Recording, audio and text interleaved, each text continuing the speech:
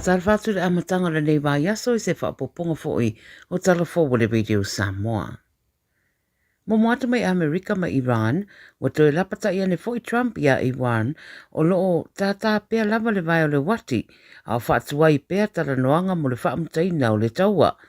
Wai mai le BBC wa whaeroe Trump, wa te taua na whaababiranga yo ia Iran, au le io o se tūlanga e le iei se vaenga o e tatoe o lātou. Muri tia le BBC, whamtaranga ia Trump na whaia, au sauni e tala no mara pāre mio Israelu o Benjamin Netanyahu. Wari putia le au whaasararawa Iran, wa rea mawhaia Amerika o na whaia atu ni tali mautu i a lātou, a me se fōi o a lātou tali na tuwane le fuafuanga na whaatatia atu e Amerika e whaa umai le taua. O le saunoanga Trump na whaia I se teimi wasola, wa whaamanatu ai malana whaamatau I a Iran, a whaia le taunu o na maua sa marienga o se maenga tene o tangata le a whasiotia. O Pakistan leo lo sosoani e tū le vāo atunu e rua I a la tala noanga o lo whaia, ai fōringa mai o lo wha wau pēa o na vāvā mamao o la whina ngalo. I Ukraine ma Lucia, ai titi mai peto o tolu tangata na whasiotia lata I Moscow, o na o leo spainga I Ukraine o whaia e whaasanga I a Lucia, e siri e le rima se lau drones na whaongai nai I leo spainga I le pō na pō. Mori putia le ofisa whaasararau o Lucia le Taz, o leo so whainga o pito te lere o whaia ni e Ukraine, I to tonu le tausanga atoa I a Lucia. Pasiotia tangata ina ua awhio lato whale I drones, e peo se tina I le whai tua Kimki, I le tu I matu I se sifo le rau mua o Lucia. O isi adi e to rua na pasiotia le tu I matu se sae o Lucia, ina ua pa u se drone I lungo o lato whale, e iei maisi o ro maari lua. Whai mai Lucia rima se rau rima sfuru ono drones, o le ospa inga rea Ukraine, ai se rau rua se furu drones na o lato whanai nei lalo. Wari putia Lucia o ospa inga nei a Ukraine, wa nga isa o atu lava I wha tu o Moscow, ma wa awhi ai ma se no whanga o sua au. A lo o talitari nei lare to o terepe o le ato e tariane fo I Lucia ratou I le ospa inga. I Amerika ma Nigeria, wa sauno mai Donald Trump, wa fasiotia e Amerika ma Nigeria se suisi ni o le ISIS, po le stete I Salama, I le whaai unga o vai aso na te nei. Wa mai Trump, o se operation, wa matua I whaai TTI, le marusi anga o le akulupu. O whaamtananga Trump na whaia runga o pengata whaai langi le Truth Social, whaai ai, o le suisi ni leo Abu Bilal al-Minuki, o le lona lua leo le taitai e le ISIS I le ralorangi atoa, sa ia sosoani le fuafuaina o spainga e whaia I tangata Amerika e meisao tangata Afrika. E le iau I ai e Trump po o whea tonu na whaatino I le o spainga e na ona ia whaapeane sa whaapea le ua mariu e mawhai o na lafi I Afrika a na te reiroa e tele sources po paanga a Amerika o lo o lato whaeroa ne ai ana ngā yoinga o lo whaia.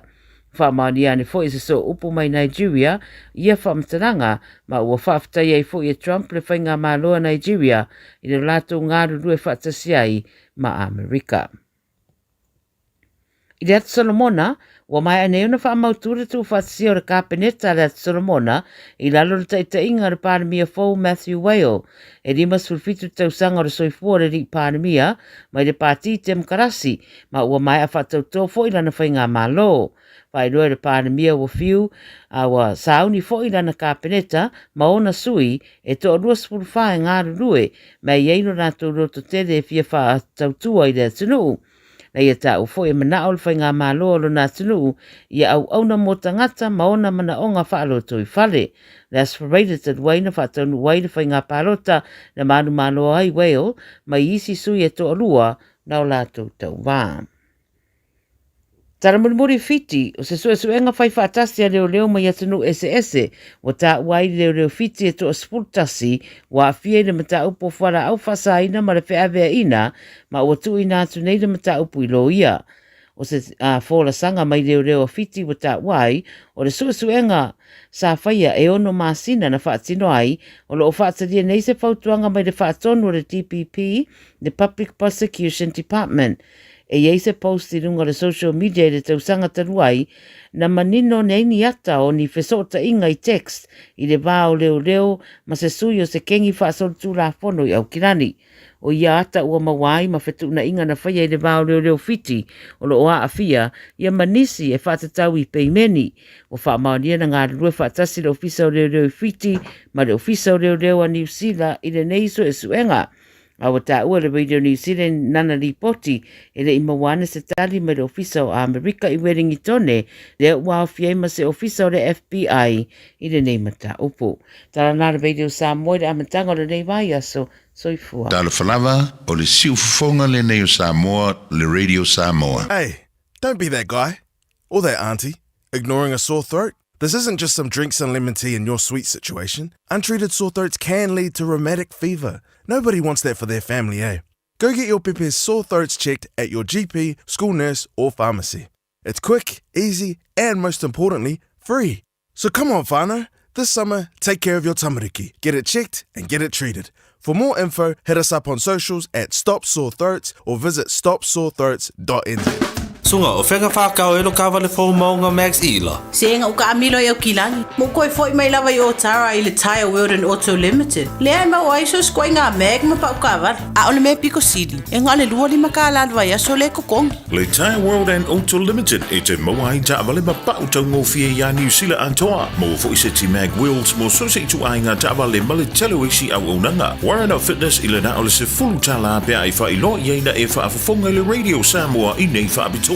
Talia wins quotes, cue cards, maisi. Walang lo le Tire World and Auto Limited i le lua fitu tasi tolu o mo pa uta avale. Po le lua fitu wha tolu lua o mo le whale inisinia.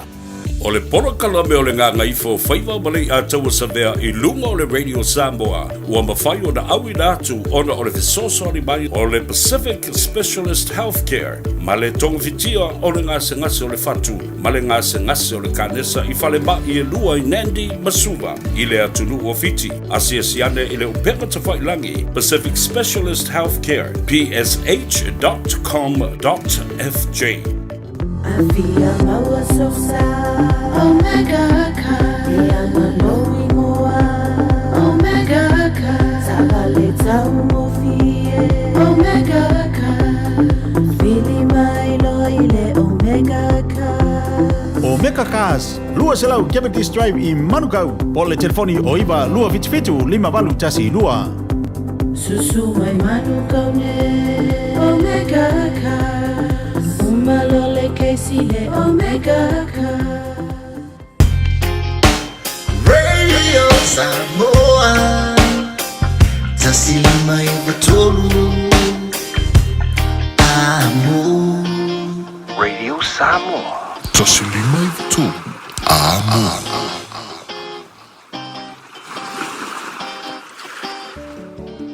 Fifi alava malenga nga whaalalo e toe wha. Ta lofa mau whaalofa i a te oe i le whaafonga tāpua i mai ai mai se fōi o le sila mai moa le atunu pele Samoa e le ngata i New Zealand nei i a e whaapena fōi i lo tātou atunu pele i Samoa mai si tafo le lalulangi o lo mai moa mai ai e pe i Australia, Hawaii i le malo tele i Amerika.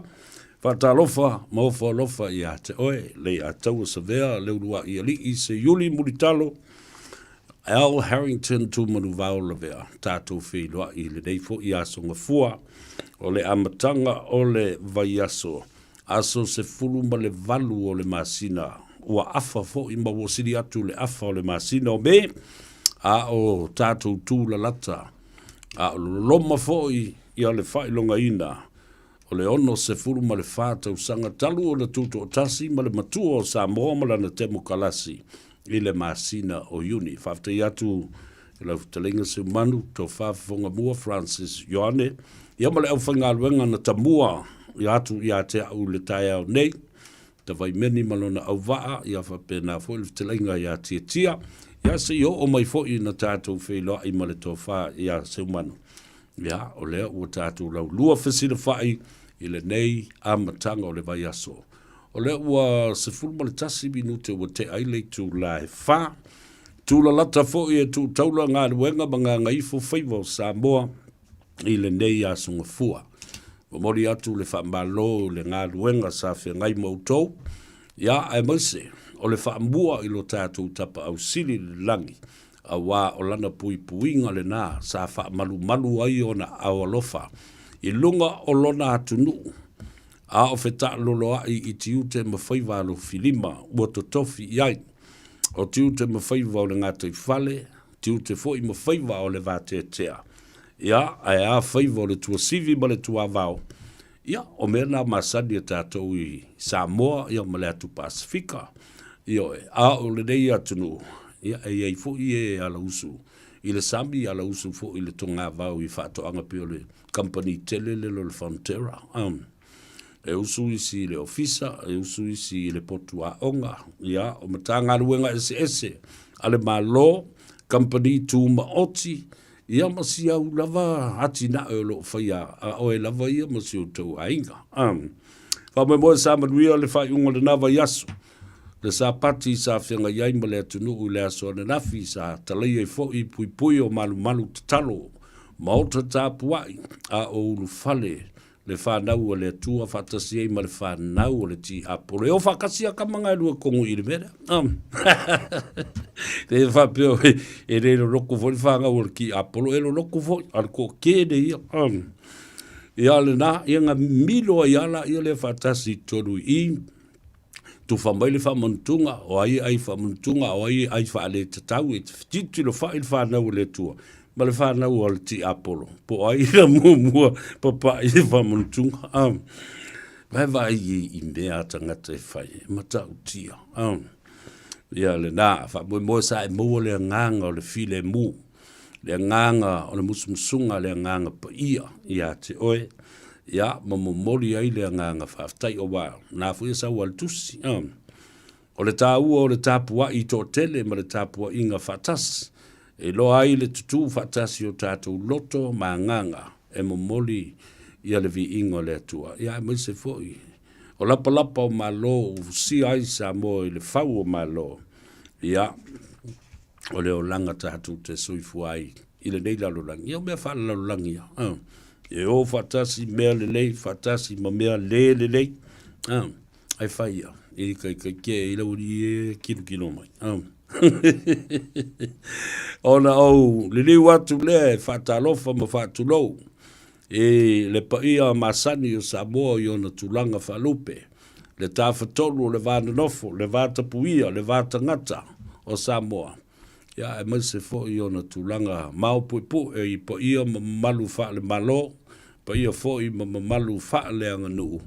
Ia, ai ia matua le tuu ia te utou le au whainga ruenga tutofia le atua.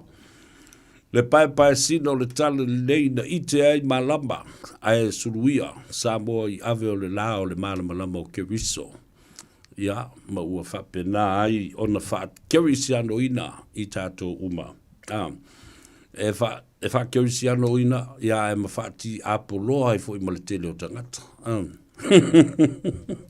E harangoa. Ok, aka e la wali i la o le aso uma taulangi le kerisiano ma le atua ma mea uma. Ai o le matua tauto pepelo, ma le faitala pepelo, faitala whelaula uai, ia matala e whaaleanga ai, ia le tangata, ia masiana tau mawhainga. Ia ai maua e le tulimana. Ia. Aftai le atua, ua tuna iatu, ia malama o le nawa yaso atoa, ngā ruenga sa whengai ma Samoa, ia le whau tātou toi ala Faiva le nei aso. Ala whai Samoa i whanunga lei, ala usu ma ala seu, o le tangata malana, io e ua tutofi iai. Ia, o nā whea tu le e whaatalofa i le paia maulunga o nai tamam tina mātutua o le tunu, alo le soifua mruia whaafitai foi, i lau tau tatalo. Ia, o lo whaapena o na whaanono manu ai i le atua. Ma pui ai i tātou. Ia a o sa ili malo tama whanau a le tunu. Whaftai le pui ngā i o tātou tangata. A o nopia i ai lau whanua ma ele o le tunu pele i Samoa. Pulenga ma malu ale malo lo o teita ia le whainga malo le nei teimi. Ia whapena fo i pulenga ma malu. li I mawhaipule I te tonu o lea I tu malo, ma lea I tu malo. Ia ai maise fo'i, ia o le pulenga, o tātou te tai wha le nganga. Ia a usui ai le whono I le laumua I malua, masalo pe o umai le whai unga le vai aso, no se ima vai atu nei po o ni aso fo'i o le nei vai aso, ia o le te talo le I atau o se vea. Ina ia sao mauli le wha mui le kalesia I ona tulanga wha lupe. Ia mai lava I ona aose I ona iu. Hape na fo I whai uma, ma o lātou whaletua, o tupulanga televou, o ti a kono o a. Ia, matausi mata ngā luenga. I lātou uma o lo o a fia, I le usu ngā whono lea, ale e kalesia e whakasā, I le laumua I malua, ina ia taape a whatuati. Ia, a ia manuia. Awone I ai se mea o mai ai ni tala whanonoa awa o le telo tausanga. E ia mea tutupu I usu ngā whono te tele whapenei. Ia ai tate te talo lava matapua ina ia toa fi malie, ma ia manuia le usu ngā whono ale a e kalesia atoa I te tonu o Samoa. Po whele atunu o le larolangi o lo o a ngā ia tuai le usu ngā whono. Ia whapenao na malutia lo tau soifua. Ia mawhaia fo ini tonu le lei le pulenga mawalunga ale e kalesia. Mo le vaai mamao, ma le tilo mamao, I le tūlanga o le lumanai manuia o le kalesia, maana tinae, maana fuafuanga, vavai atu foi. E le fau lava I tausanga umba e whai ai I la leusunga whono, a le ouso whēala whani ma le pelestene, le anga I atu foi I le mauta ngase, ia ma bomori foi o lātou alo whaanga, ia ma se leni foi e fsosoni ai, I le tūlanga o le atinae, o le matanga luenga o le soifua maloloina I totono o le tātou o tunu, a watu le wha malo ma le whaftai, le ngata fo I lea, o mea lofa ua lātou wanga le lei ai, ia mafoa I atu, I le whalapurputonga, o le to manga mo e pua ngā tia o lo suru whai atu iai, le ngata I tamama tina, whapena fo I tupulanga te le vau, e o lava I whanau, ia o lo whapena o na lo whangia le tau mwhainga, ale nā fo I whalapurputonga o le toma anga. Ia, o na whatalo whatuai la I lea, I le pa ia la silasi o Samoa, o lo whaafonga mai I New Zealand. Ia, o nisi whato ato, ai tau nuu mai I lau whanua mao te roa, ma lo le balanga manuia, lo tau lato le taima, le lato I le ea, le lato fo I le ala, ma lo le malanga, ia, whapena fo I ona tau nuu mai mal manuia wheloa I mainga wome masani, ia, o aso whapitoa o ainga. Ia, e mai se fo I o aso whanau. Ia, o le mafutanga whatasi a ainga po family reunion. Ia, ai le ngata le nā. Nisi wa malanga mau mai, matangi mai ala, ina ia fia mafuta. I toe sauringa ma pe au wha mawai o nisi sa pele I loto manganga I tonu o mafutanga a inga, e kalesia, whalapuputonga, ia, matulanga whapena. Ia, asu atu vai malu I poenga. Ele o se tō wha I a te utou, ma ua neima. Ma se manatu fo I po se pule a se si o ma ua ma seu manu. Le ai, o le pule whai tō tasi le nā le tua. Ele ai se tasi e tū ma te te iai. Pe au o mai le wala aua le tua. O na Faiva pa ia nā. Ia, ta mamti nā matua, ma lori le talo. Io, a whea atu I o tō mauta mo tō lawa. A whea atu I mauta ngase. A whea atu fo I whale o tangata mātutua. E lema whai o na whangaloina o tau. Whawhetai I le tapo inga, I le tātou vaenga lea o lo langolangoina, le nganga ifo Faiva me le asunga fua e tau le asfareile le lava yaso. Ia o na tātou tau walunga lea, ina ua whasua le tātou laulau I le astonai. A wheloa I ai ma momoli ipu tau mawhasa ipu le tunu, momoli ava o le tai au, ia ma ava mua ai le atua.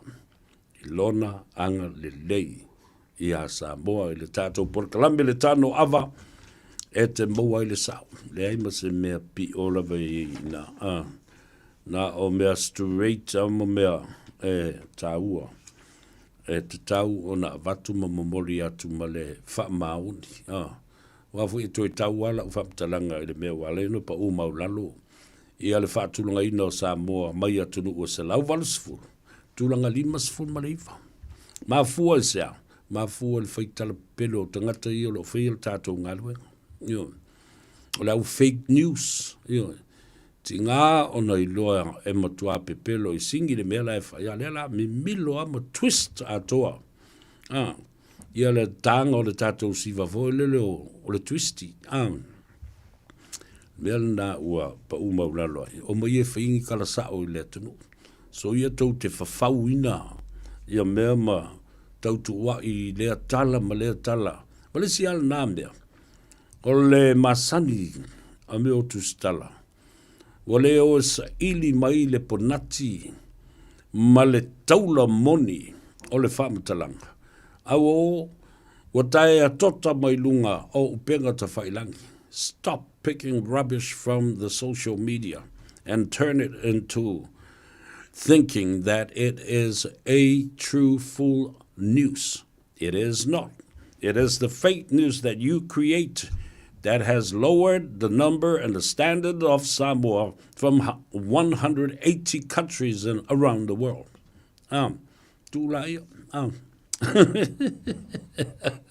Agai ko ke lo le le ala fake news. Ai va fer. Le fatte tinga sa o le namia. O press conference le fionga ile pale mi o le tunu. Le ai masesi te vava ai o le media tu le epa. E o iai I o. Ai se pala ai.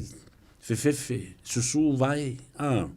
Ele lo po ala to tala fai le pale mi. Lo la ia le. No fo fata tal tini so se me. To te fiu to te alo. E lo tu sa o tala le ato sa ve pai to fo ringa. Ma o to linga wa na to te lo sa o le. Yo. Le ma se si to te o I o. Le ma se si o to e fialu I o. A wild what. Ele tali o to ini vai ele pale mi. Yo. E ala tanga te fiura alu I o. Se e lu mai o. Fai lau fesidi. Ia, au tātou fo ile masani no I oi. E whafsanga I malipare mia. So ia tau te o atu ma watu fua fasili e. A isi media outlets ele o se e mataf ma iai te tonu I tonu al taimi al whai e le fōlanga le whala. Ioi. O mai lātou e whai lātou fasili o. O mai lātou e wha maulalo le pare mia ma whai mali e ia. O uma ia lea mea aeka. Pe ma whai o ngā mako koe o mai. E wai leo tau fia le pare mia. Pule alava, ele o tau fia o togo le pare mia. O mai kako uewa. Kako ai ku ava. Ia ele o tau whatalitini. Mai o I petesa, mai si no whang. Se ia mai on a live stream. Matu ia le press conference. Ma le sau noanga le fionga le li pare mia. Whakwa ku mai lola ia lea. Sa ili masei. Sa ili masei. Whai ase tala. Le a no alava. Ia ta uleanga I nai lava le tātou te tai. Se mai le nei vai aso, whatalo whatu I whaiaonga. Whaiaonga o meo aonga tau amata, early child school. Ia whapena fo I le primary, the elementary, the intermediate, the high school, the colleges. Whamalo, te I Oliver University ma meo matata ese. Atul whamano ia te tau, leo whinga luenga. O whaia onga umai lea tunu ia whaatau aina lo tau walawina. Ia. Uol pase e ma whaatafulua ia le whinga o sia kako ambio. Lai sila le tua mai lo le lei. Ia lau tu ngā luenga le nā lo whai. Ia, ko kiki a umal fulu o skama. Ia, o ngā malosi lei le fo ila ia lea. Ia mamoa ia le leo le lei tātou te whasoa ai. Ia matala noa atu ai I lea tunu ui mata upu e tā ua tele. Nisi o ngai o inga sāwa ai I le la vai aso o tuna I atu. Mori atu le whawhtei tele I le tātou o tunu. I la tau sa la ngona mai lo leo ma le leo le fionga I le Faiva atoanga. Salam matua. Kome Robbie Lawano. ia ona o le whatawina fo o le tātou container talo fo i lea Samoa na wina sa o mai ai Samoa mo i tātou i nei. Whatu le whambana lo ma le whawhati tele lo tō loto lo. Ua mawhai ai o na tātou whiloa i maavel pe tasi pe lua pe patalo le tangata le nā ua whai lo sao i matau. Ua tongi le maa, ua velo le aso, ua tu umai le tau au. Ia, tu umai le lima. Ua tātou pulu lima whatasi e whatau. Ia, whae le leanga tātou au whai whatuanga ma le au ngausi o loa i Samoa. Whaftai i le whamatanga luenga o le SRAS, le matanga luenga o le Ministry of Agriculture. Ia whapea fo i le ofisa o le paramia ma le fionga le li paramia o lana tau mawhainga ma le wholafolanga ma le polomisi o le a sau le tātou container. Ia, ia le ala o tātou wawa ai nei. Toi ti lava umamasalo, ai lunga e toi ato se lautanga talo o iai.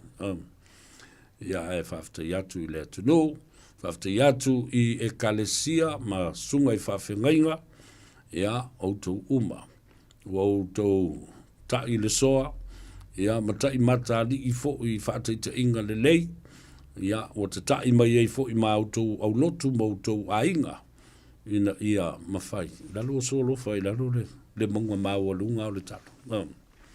Ia mai o le tāua fo le nā o lo tō whaafonga mai i le leo whatau wa o le atou sa vea ma whape atu. O le vai tele, o le whono fau a Samoa, e le ma whai ai o na tātou whaapolo kiki ina le talo lano mumu, po le talo piniki, po le talo lano moana, po le talo viole, po le talo lano mea mata. E le ai. E le polo kiki e le whaia fo i se vaenga whaau le talo. Io o le talo ale atu nuu atoa, a o tātou whe ese a i nisi manatu malangona ma le maala malama o le tangata ia, a vea le talo tātou te tū whatasi ai. If our political affiliations has torn us apart, please make the taro that unifies us. It is not HRPP's taro, it is not fast taro or supo or sap or whatever. It is the taro that belongs to the whole country and all of our farmers out there. Iwa, whaftai e tuai i tātou whaiwhatuanga. Ia, o lela ngā solo maisi e tātou container. Ia tālu sia, ia whitau i le lei ma le fuata ulu lau ua amata le whai, a le mea fu e tau le whai. Muli tai tātou o lau whaiwhatuanga. Maise i lātou o le team packaging. Lātou ia lātou te tuu pepaina le ulu, ma vavalu le ulu, ia mafufulu le ulu, ia mamā, ma ia tātou au sia. Ia le tūlanga le lei e mana o mia. E le vaenga fo i le tiute lātou o loa e whauru fo le mai, ma o loa e whauru whafo atu. I te tonu o New Zealand. Duty, customs and quarantine.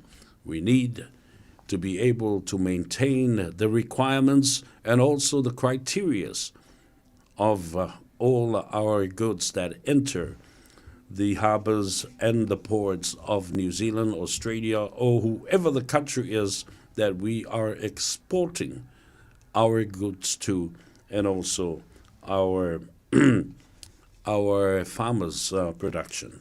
Yeah, le tāua na. Na ia le lei le talo o kokan. No umatuala tangatalo le ia sisi o sa uma whapea mai le ataua. Sa vea, makua susu kele ko kalo ia ngā mai. Nei masisi. Nā le fo i mai lavo nai tamam tina mātua mwha mai le atau sa vea. Sa la mautou uma o lo la lango e fesosoani le malo le tātou container whafta i atu. Yo e sa whaile mātou whaalifu o na pō ananafi. Nei le tai au. I le matautia o le maneia o le a ano o le talo. Felesi, pi niu lo marakama. Kiri koe mga umia, se fasi mō, po se fasi pua, po le alava.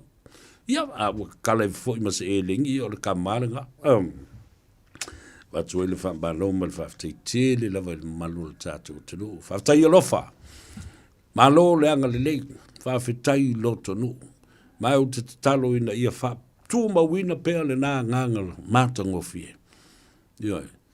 support and buy our Samoan manufactured goods, Samoan made products. Aisia, o lo whai e limo o tangata Samoa, o whai ma le loto atoa o tangata Samoa, ngā osi ma le mawhau le lei, o le a tali ai, le sua a Samoa lo alala I fafu. Mea le nai ese le tāua ma mau popo I le mawhanawhana I lo loto. Mai tātou uma la ngona lea wharinga, la ngona la ngona. Tātou te iloa ai, le ala usu o tangata, o lau whaiwhato anga. E usu I tua, ai ala usu, ia le au Faiva I ngā tai whale. O isi e o, e whao ngā o la tau mafu whau ma tu mai ma ngā waa nā o wina.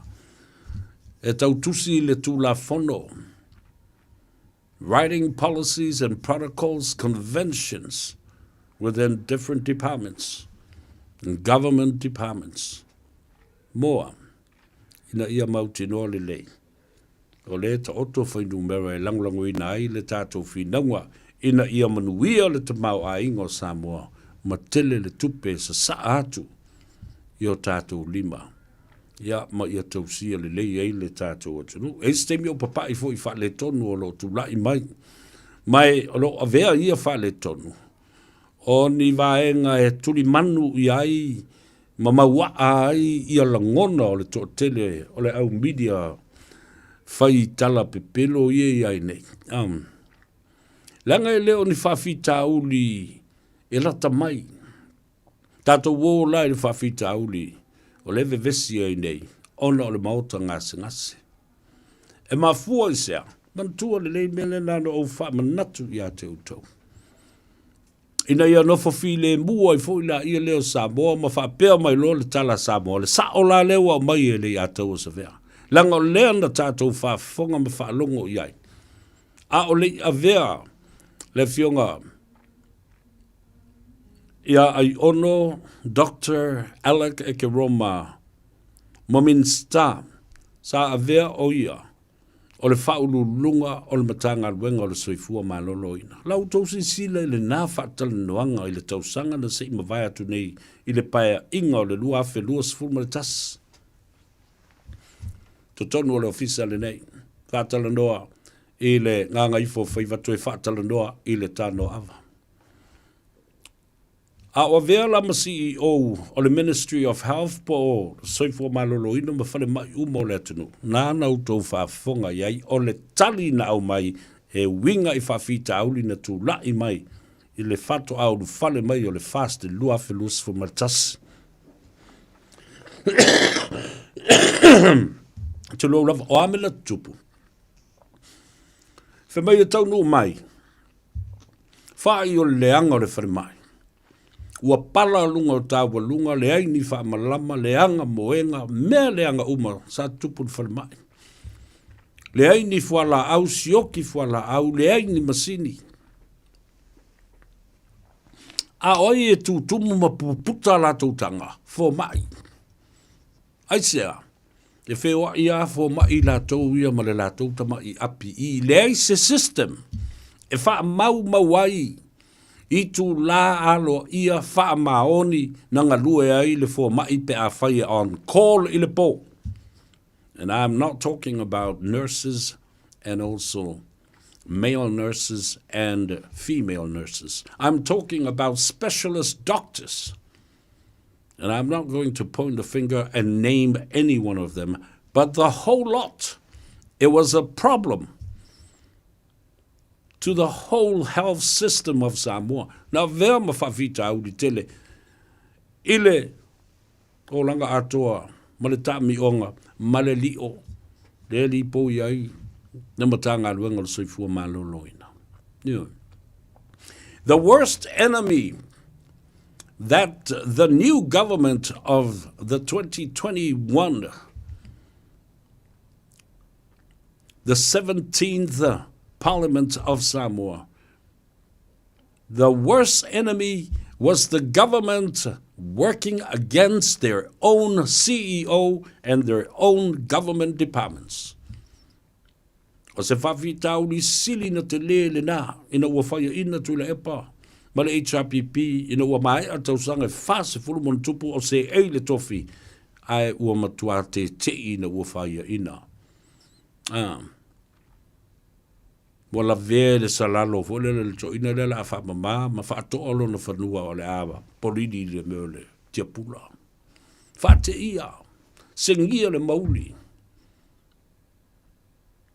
unexpectedly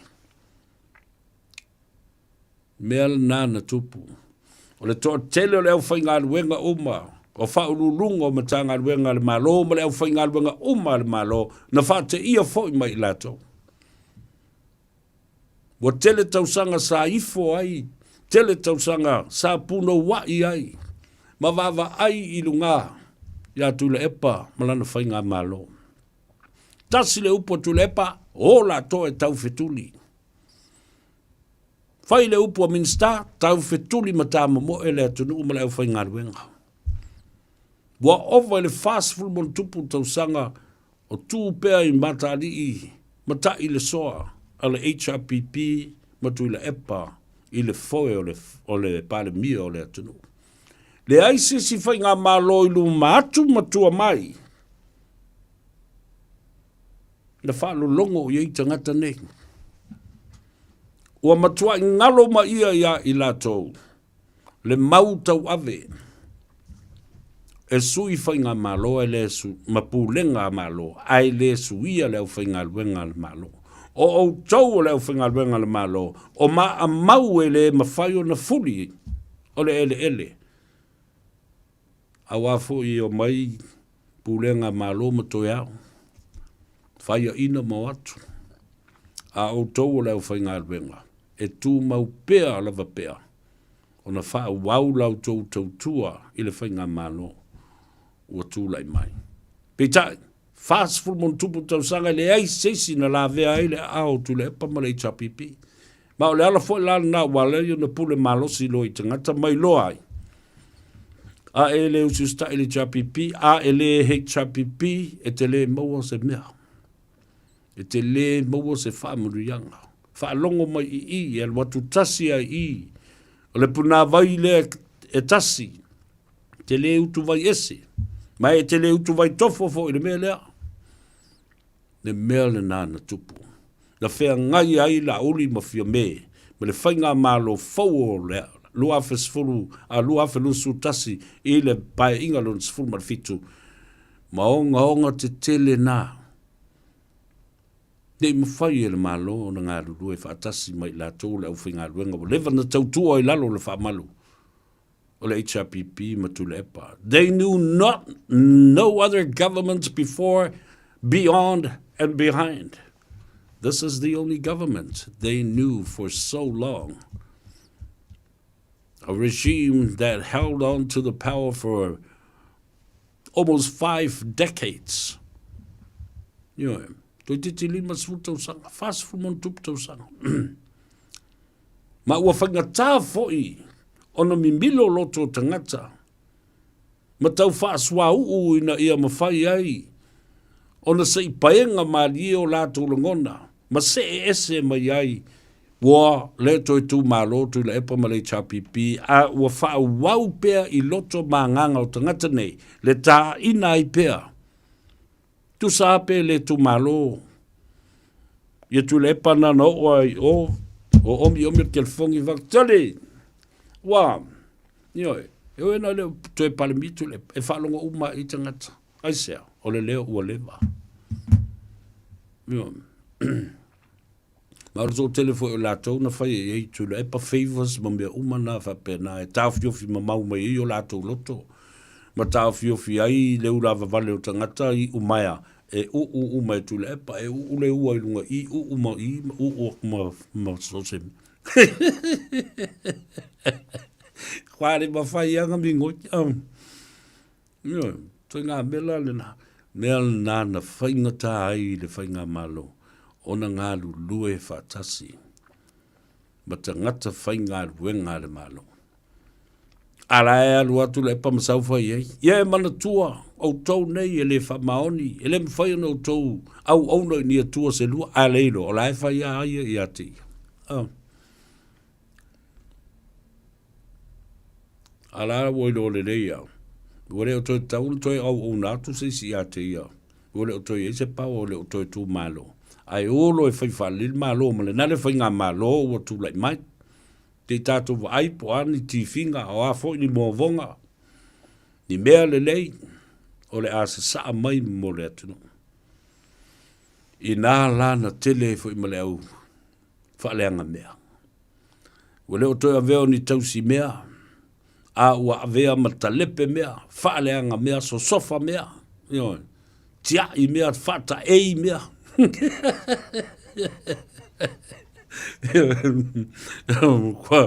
Kua whaaleanga mea la vole atunu. Ia wai wawa i o ai meo afi o meo eltise o kau ai i kongu a mea ma mea whaingalua. The whole system was a wreck. Eu tau se sila ia. O le system sa masani o na whai. Toi ono loa masina le sa palai o tātou vaila au, ma whala au. Lea nau tau whafonga ia. I le mātala noanga ma le fionga i. Le lau na whausi a wale ainga sa tuala. Ai ono, Dr. Alec Ekeroma. Sa tele tupe. Sa iai tupe. Ai am. Wa masani le system whapa ole. Corrupt system. Whaleanga fo ila ia le male temi la wa lewa nei loe le tangata ia ngā lulue ai tonu i. Ina matanga ruenga o le seifua malolo ina. Ma o i le tātou warehouse, medical warehouse. Ma le mea e oka ai a tātou whala au ma vaila au. O le system le na. Toi ono masina lor sa palai o lo toi o loe oka le mea. Aisea, e umi le teimi e whatawale e le process. E alu atu i o le ofisa o tau fonga. E alu anga i o le ofisa o tupe. Ona mi milo mai leo le middleman. O le tangata o ngā tutonu, o le salesman, po le sales agent, mai pharmaceutical warehouses and companies. I atu nu, New Zealand nei, Amerika, whapena fo i Australia. Le tele o tupe alu ai. E fiu lau ni toi fine excuses leo o avatua le ana fale o le mea leo na mafua le tele o whawhita au le ele na o le soifua malolo ina foi. E o uma i tonu o isi matanga ruenga o lo iai tangata leanga. Ioi. Iai tangata leanga la tau te lea te lia ina le puleanga a le whainga malo fau o le fast. I le lua whelua sifu maltas.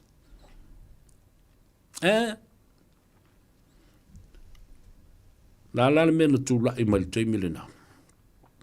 Sioki fuala au. Tu wai le teimi. Ele na o tātou le atunu.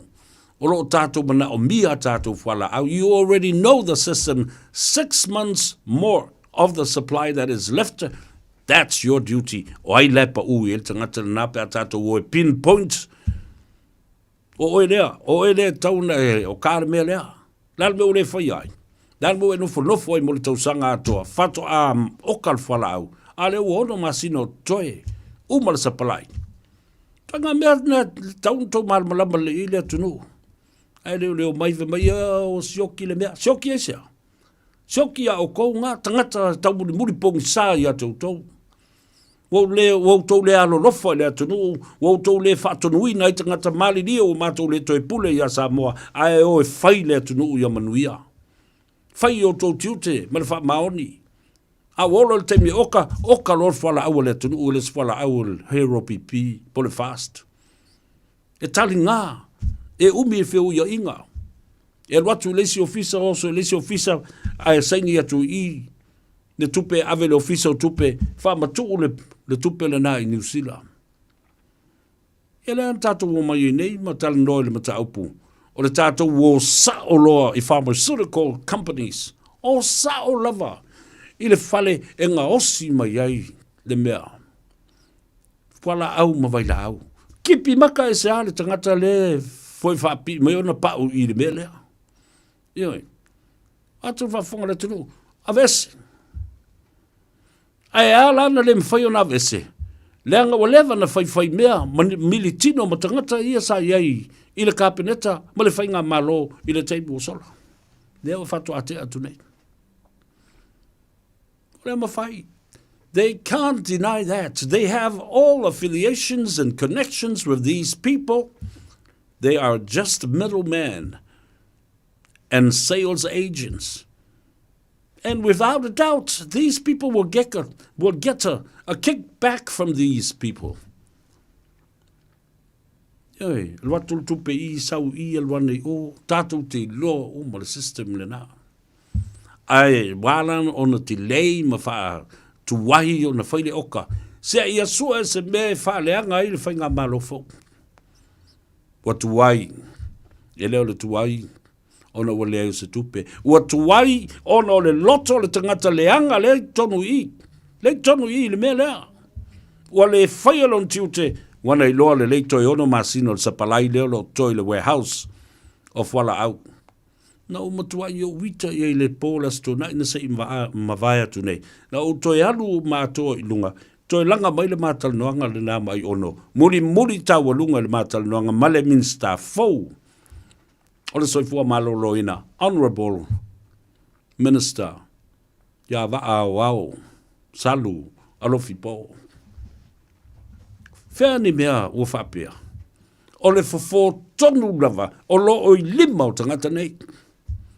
Le ala le nā matai lo, na tūla I mai. Ia le whainga le malo na whaknei ai nei. A le mawhaia no tātou ngā lua whatasi with public servants, tuli.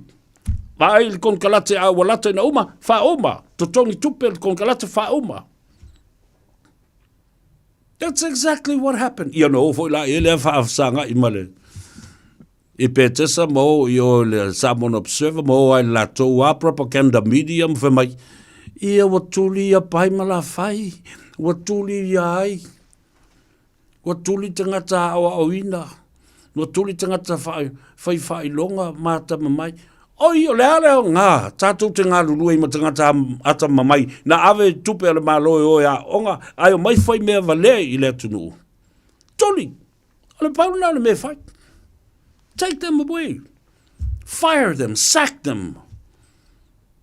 Ia le mea lana, tāna whaasanga tulo lava fia mea tatuli, uma tangata nei, ia whtangisi fwoi laifa mai, ia, e lei tupu se mea whape nei, lo mātou vai teimi, yes, e lei tupu, ai sea, walewa na mau tō lima iua o tangata, ma mau I ofu vai o tangata, whaafefe tangata, usi ta I le mea le whatoe ai, a leo le nā, e le toe, songi se ngā ruenga le malo. And everybody followed that system.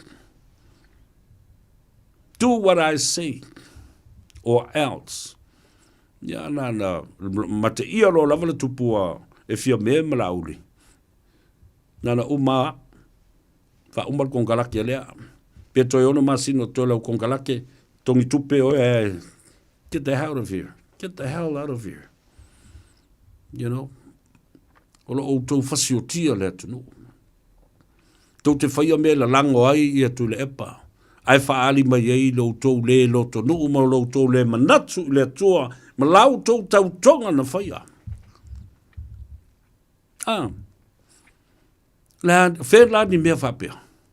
Whea ni mea ua whapea na whai. Ta pē a toa mo li o le warehouse. Ta pē atu ai ma cameras. Me poe ata le warehouse e tu oi whala awa le atunu. Ai o au mai lori. Au mai le pō. Manga oi atu ai le tele o pusa whala au. Whelo ave iai. Te o tau se sila la iai Samoa. Le o tātou toi ho le mea tau. Pinpoint. Ia matua whangatonu. Le malama e le mata upu. I mea na tu lai mai ei whawhita auli o Samoa. Ngā hoi a tātou tangata. Nau tangata whainga ruenga e māla malama le mea le iei, le iei ma cameras, iei ma mea iei, le warehouse ma mea le whaputu ai mea. Nau la tau wana nei lo le mea lea. Nei nisi ni whapui ei. Nei nisi maua mawe. Le ai lango le system, it's all intact. Wa matua I mausa li, ma mawaa, le tafu e o mea uma nei. E whaatino ai, le langona ma le mata ngāo ni mea. Le wha maoni ma le i le tautua e whai le atunu. A o le hala u tau fua iai. La meo lewa le wha ari mai ei ni whai nu mera o wha maumonga. Tō fia ni tangata na whioti au tau mea i e whai. Fia tangata o whioti. Taru ai o tau le whai o tau tiu te ina ia oka le whala au, ia lava le whala au, ma le sapalai o le whala au, mō mai tu a tu ngā e pe o le suka, le toto mawalunga. Whala au o le ate ma le whala au, o le whatungao. Whala au o le uru ti ngā, whala au o mea ti ngā, ai maise, le mai whainga tā le nale o le ngungu. Ioi, nea le whara mai o le manawa tata, ma le tatala o le toala, le tatala o le lawalo, a wheo oi. Kia le kanka wheoki. Kia le kanka wheoki o le mealinga. They didn't have their dose. They didn't have their medicine. Who is to blame? Not the government. Not the new government of the day. Those people from the old regime of HRPP, you know exactly what you did. O tau te loa le leile mea na o tau whaia. Tau te leo siu stai. I le tala le tusi wa lava le tua e tasi. Tau te tāpua i iai. Ne mawhai o nou tau au auna i ni atua se lua. Ia lena.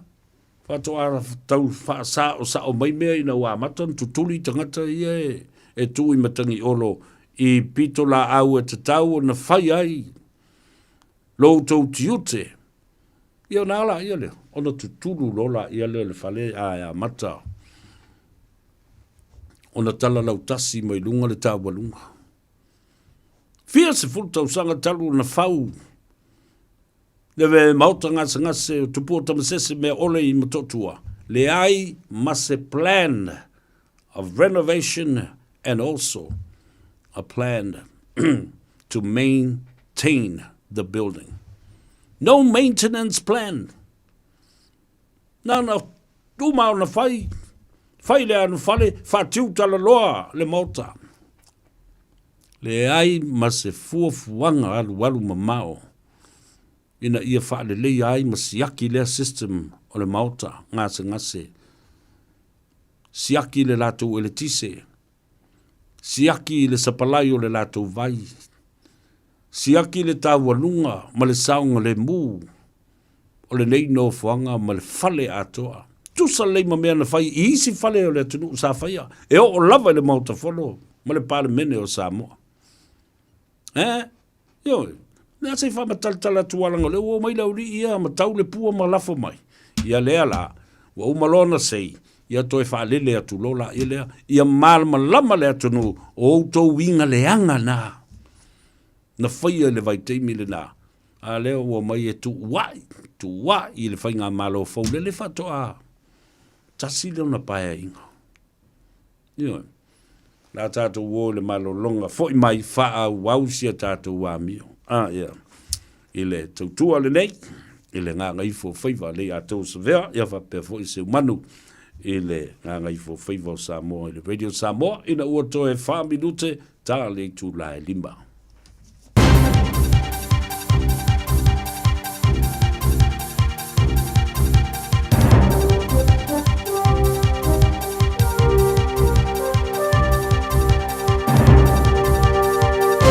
In this update, a jury's found Hayden Tasker guilty of murdering Nelson Senior Sergeant Lynn Fleming on New Year's Day last year and seriously injuring Senior Sergeant Adam Ramsey. The 33-year-old drove his car at the two officers on foot patrol, throwing Fleming 20 metres and Ramsey 8. More than 40 people testified at the High Court in Christchurch over 2 weeks. The verdict followed close to 4 hours deliberations. Jamie Cunningham is there. There was a quiet exclamation of yes when the verdict was read out by members in the public gallery. Following this began a wave of tears and hunks of relief between family members.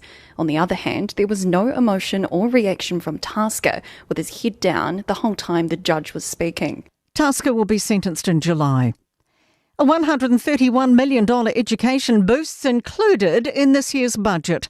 The government's investing in maths hubs aimed at improving teacher confidence, further resources and 36 extra maths intervention teachers. There'll also be a Year 5 assessment of multiplication and division abilities. Funding's also going into new writing workbooks and digital tools. Education Minister Erica Stanford says schools don't have to buy resources themselves. So nothing is compulsory, but at least we're making it free of charge. The labour market's still a sensitive topic for industries like manufacturing, retail and hospitality. 2/3 of respondents in surveys by BNZ and Business NZ across the manufacturing and services sectors report negative business impacts, largely relating to fuel prices. Business NZ Advocacy Director Catherine Baird says employment hasn't grown, which is a big deal for our economy. That's really tough for anyone who's new to the job market, maybe come out of education, trying to get their foot in the door. So we really need that to turn around. That's news. In sport, Kiwis enforcer Britain Nikora is now a Queensland State of Origin pick after being one of a number of new players to take advantage of new eligibility rules. Nikora has been named on Billy Slater's Maroons bench for next Wednesday's opener, after the rule change earlier this year cleared players eligible for Origin to continue playing for a different Tier 1 country. For New South Wales, Tonga's Aaron Whanua-Blake will start, with England's Victor Radley and the Kiwis' Casey McLean on an extended bench. The Cleveland Cavaliers have made a mockery of Detroit's Game 7 home advantage, walloping the Pistons 125-94 to wrap up their NBA Eastern Conference semi-final series. That is sport. Tasilima i Watolu Amo. Radio Samoa.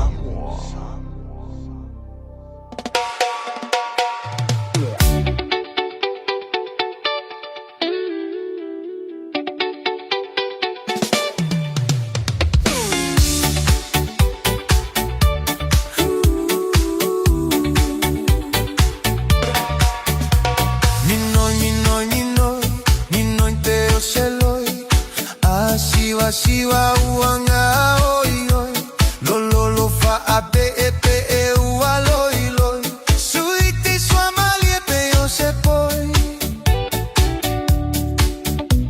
ninoi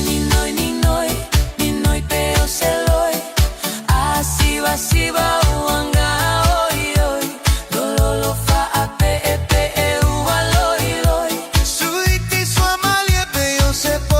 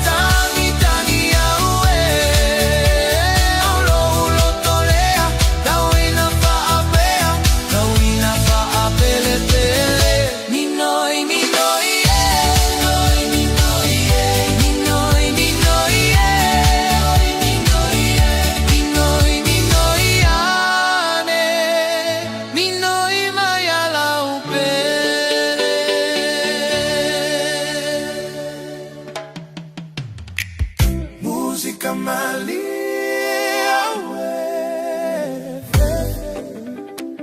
mana e siva, música malia,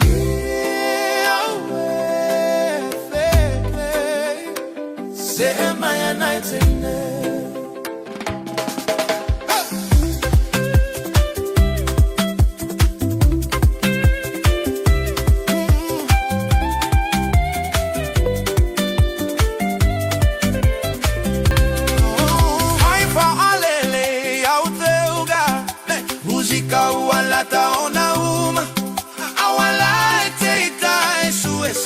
Galueru e mai le musica malie awe ana yesiba musica malie awe se mai anaitene oh usumai la obese malie siva mai fata pati ma so ai atata mai siva mai fata pati ma so musica malie fe mana e siva musica malie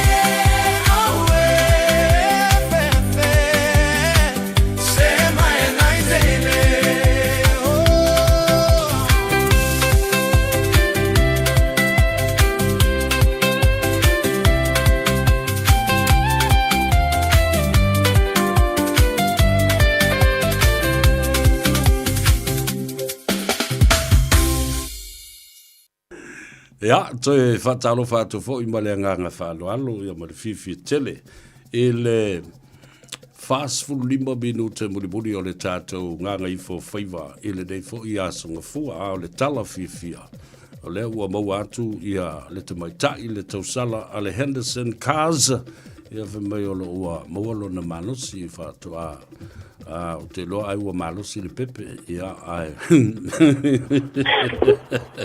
ati fatalo fatu mo le ngaga falo mo le fifia tele o le ua mau atu o ua lua vai aso li o fiue e so e atu ia lau fionga le tamaitai ai o tuatuangia ia ai malol so fu mo ia fio mai le tanga ngai fo Faiva nei aso ngofua ia malo se fa savea ia dange mafu ia te o lo fa pia ona fa foi na tapo kalame masani ia fa pena fo le sunga ia se uma malo la ganga due ia fa sai di lo wa mawa sina va noi fai le sapo kalame ia o vai aso foi o tuana ia su ia fai la va se pisi so tele ia le malo la tunu sa fa pia na nga i mai le ba so len se ma di te o si la na o le fai na fa tanu ina sapo kalame ia ai wa malen ai tu sa so ofisa o manu ia mea uma ia na le maftangi si a foi maseu manu pe ale mo watu oi le mo Grace ia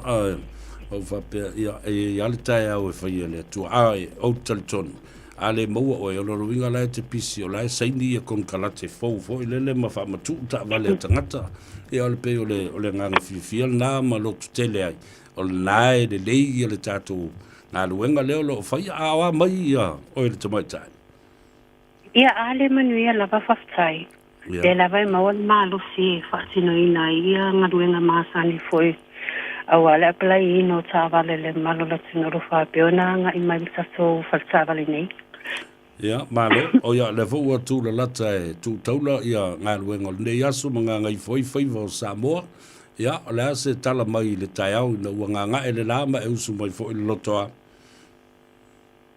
ia whaktaila visavea ia o le pisima sani lava le Henderson Cars ia so lava ia ilo whaititia lava le malo la tunu o lo whapeonanga e mei ile taso whatavale ia e mai se lunga o taso Facebook o lo whai lava si tootele o le malo la tunu o lo whapeona wala au mai lunga le taso telefoni ia whapena fo i lunga le taso Facebook ia o tele taso tavale fo ia o tele tau nu ia o o tato vea fo ilea o le fulu su tasi su luenu fo i o tata vale na le whapea o na taunu o mai i a kako oka foi i le vea so le na tea ma le vai aso nei taunu ai foi le si tato oka fo i e peo ta vale na le whapea na bagi te le alu i o matato ta vale la i tilo le su paru so te le tupulanga lo whapea na nga i mei e apalai a tata vale leo o ta savale e lua le whakeo na wawe lava le alu temi nei. Malo, e se le tā ua tele ia. Tā leono, ta puli fo i tātou nei, ia e whaawawan tala leina o whasota inga. Te tau disfulu tasi le poa nā nei. Ia saa le sa vea e ta puni lava sa ta ofisa le temi masani o le ono. Ia ai olo i ai lava ta ta ofisa o lo whapeo nanga dulu se e pa ia nā nei le suma tasi po. Ia o lea lava te me e mana wainga luenga la te me awanuai. Ia e wala au mai lava e tali atu lava. Ia whatoa moe lava le tangata le whainga luenga ia i le itu la su tasi po. Ia, malo, whaftai le i aisisi vanga e pa u ia tea ua e ta ua pea le whamanatu o le tātou telefoni ia ma le tātou tuatusi. Ia ai le whau maina sa pokalame ia e po ai lava lo o whimana o mia se soani ia so mai ina mato ofisa nei ia o talia e mato so se to ainga o leo ua ele tato finance fo leo talia ia tato back credit ia o la lava le to ainga credit o lo whapeona e mafatia ele nei time ia so mai ele Henderson Cars ia lo talia mato back credit ia o lo iai fole mato finance ia e soani mo e o le lava faso ia ma le anga le ingoa ia o ai lava o fia palai savale nei taimi ia vala au mai o ati numera vili fua o le ovalo selau fitu tasasi ia pete su sa mai fole mato address o tasiva fa Kevin Just Drive i papatoi ia pete omi mai fo ilunga le mato Facebook page ia nai alu le Facebook le Henderson Cars ia malo falo alu lava ia whaktai lava savea tato e filoa i fula so tai au ia o te iloa le la atali atu lava ia le vala au mai foi e whaktai lava molo a vanori nei a fiafi savea ia whaftitele la foi a te ol te maitai ia o whawhiwhi ina lava loto se manu ia whapena foi ia o nei na ua tali atu e whaleo mai ma e sauno mai ia pe o le tau alunga fia le nao nei a fiafi mluia tele ia toenga o ngaruenga o tau wha mai aia ia o le a tātou whelua i fo i la soa taeo o lo whatu mluia tele nei a fiafi ia manuia tele lava la fiafi savea ia lo fo ia se umanu ia whaftei tele lava whasoifo ia mo le temi nei o le tamaitai o ati o le tausala le nā waloa tele na whaia le nā whapeoponga ma le Radio Samoa ma le Henderson Cars i le tele o tausanga. Ia e o mai le teimile nei o lo wha wau pēr le nā tautua ma tawela i le mamalu o le atunu. Wala au ia ati pe au mana o stavale ma le Henderson Cars o valsalau fitu tasi a le o le nā afisa o ia le lātou lotoa. Ia pe vala au ati vai tuli mai stavale fa mai lau lio se manu ma severe e mwhai ona vili atu e tuli mai stavale e te alwatu ai i le lātou tuatusi se lau Weavers Football le wha Cavendish Drive i Papatoetoe i Manukau nei ia o le ua sfulma le tolu minute ua te aile tu lai lima o tātou wanga i mai i le vaenga muri o le tātou Gagaifo Faiva o le so. o le sola. Tātou te malama le lei ai talafou o le asua tai au. Awa o le asunga fua le nei. Aso sfulma le valu o le masina le nei o me. Na tōlau lau ai matutu la i le tai au ana le la. Ia moli mau e to lima sfulma le tasi fo ia le na so sola ma o ese mai le whamsinonga o whainga palota. O tangi tau palota, ale i tu malo fale a le tasi, le ana iai ia le tangi ia le a fionga i le sa se e le tofi o le sui pare mia, o le a fionga ia toe lupe, pou moninuku o na semo, ia ma le tasi fo i o uso ia tui loma lance la meko, mana tua o tau Samoa, o le e le fou le mea leo le mea le nanaa, fo i leo tangata pālota sa o tau no e tutu la i whaia la tō moli mau e tusa matangi ia na whaulu. Ale mea lana tupu. Wale mau tonu, o ia ona ia moli mau nei. A o aina o whaalafi moli mau nei, vai le tō tele. Ai le mawhai ona maua umamai i la tō le teimia tas. A stofi lau le vai aso na se ima vai atu nei, na matua whaatu muri ai ia le mauta whaamasino e mole no. Ina ua a mataloa na usi usta ia tusi sai ma meo tusi fole sa mania na vatu. Warrants of arrest, subpoenas, o mea umalavana na vatu o le whatununga mai le fionga i le whaamasino. Ave leo, e o e su e whaatapito mai tangata nei. A o leala, na tula i mai ai ia se vaenga maalie le vavai. Wow, mai tangata ia e tō lima se fulma le tasi. Ai is tangata na toi sola ai le aso lava lea. Ona ua matua fefe lava. Aloa iai ia le whai unga le whaamsinonga. A le e talo kāmai. Ia e tau na longo ia le whaamsinonga ma whaamasino. Whaavanoa se teimi e tūtū la iai. Le la ua mai nei. Wale o toi o mai oni mauri mau. Ai ua mai oni tangata soli tū la whono. Ma ua whae e iai ia moli anga e tau o le contempt of court. Ia po o le moli anga foi. O le whaaloalo ma le leo siusta ia. O le polo inga al whaamsinonga. Ai o mai e tua. Ai muri mai e ma le uso gai limon ni le ala. Le ala limon.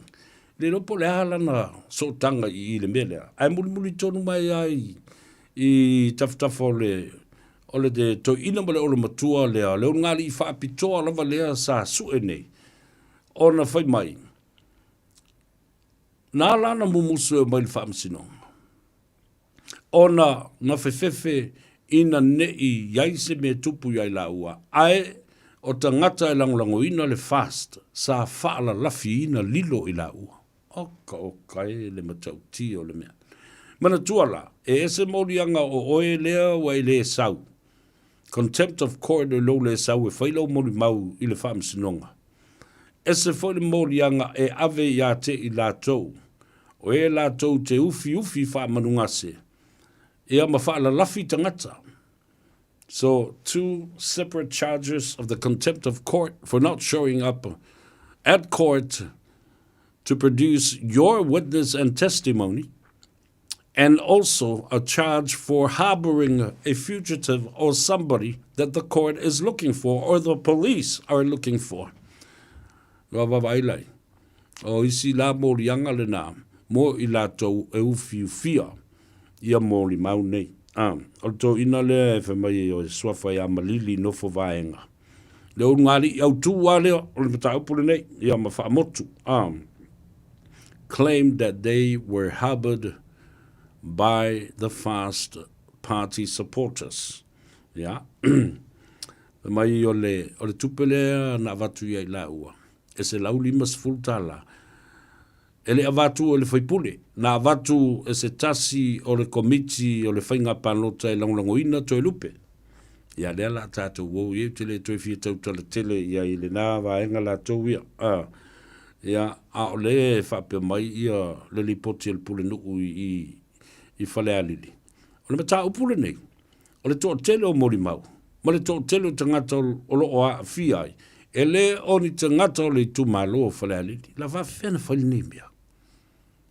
Al siri fo ila na e tu lai mai pea. Ina o va aia o apia mai aili mongi i au tafalo ngari ida. O le alo so tanga i le mata upua whale alili tas.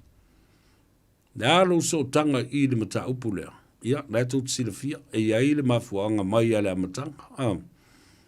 O le enda ta ua i whape o li mongin ta pena ina ia le sworn in affidavit. Ia mea ia i whai ia meo lo ia. E le ngata fo i la ile na. Ai, e tula i mai le masalu salonga fo i lea. I loto tangata. Mtua i tō tele nei tangata e whawhena matua whaalafi lilo. E le ais tangata e sau i luma o le whaamsinonga matautala mai a le vava i is tangata o le tumalo. O la e feo I solo lava. Ai le isa ngā luenga na whai e longo ai leo. Tasi ia tangata olo I o lātou ngoa. I tono lisi o lau mori mau lea. Mea lina le iuna ta whai atu la tatala.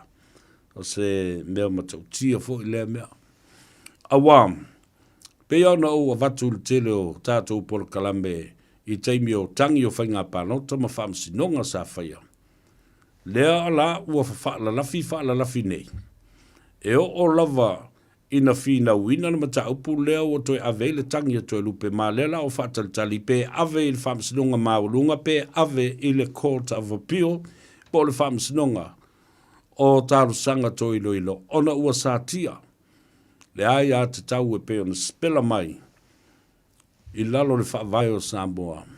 The Bill of Rights and the Constitution of Samoa. Mo toi lupe. Ola no winga la le whinanga leo na o avatua. A whai.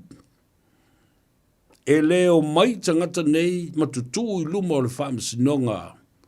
Ta I tō tasi o I lātou. Mo lātou mata fōlinga. O le tangata ola ato toa o le a mori mau I le aso lea. Ia. O le paula o le mea mau I atu to. O le kaloka mai.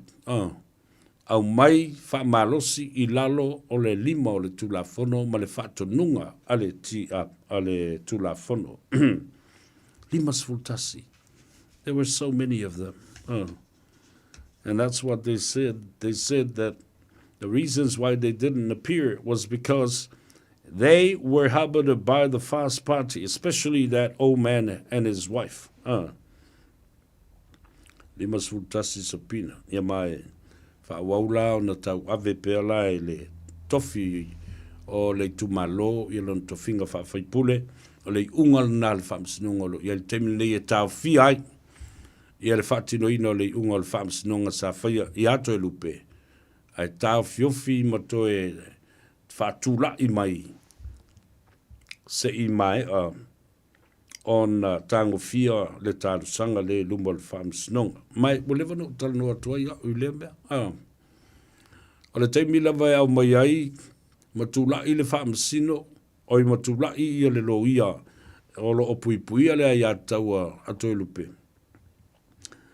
ai ele aini tangata e o mai e tutu mai o mo lātou fōlinga matangata o la ato to le la tu tali fesidi ale a foi ale defense lawyer. The cross examination is what I was talking about. Awa ele mafai na tali mai le nguto le fasilo pepa le ostangata. E oi lava na ua fa mo mawina ma tu sia ma fa tauto ina le mori mau ostangata na fai o e ai vaenga e o ai ia le cross examination. Ale lo ia lo tu po le defense lawyer mo te lupe. Ya, nala ua tula I mai le nā vaenga. O le a whanga solo. O le sola tātou te maua se ato toanga le talalana I le aso a tae au.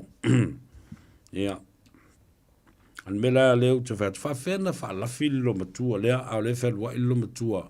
Whatua umana whailo na tautonga. Ya ma ua whatiti e mai ai luna fō whatawale vale. Ia, sia ka koa mio lana tātou te iloa le nei I le aso a tae au.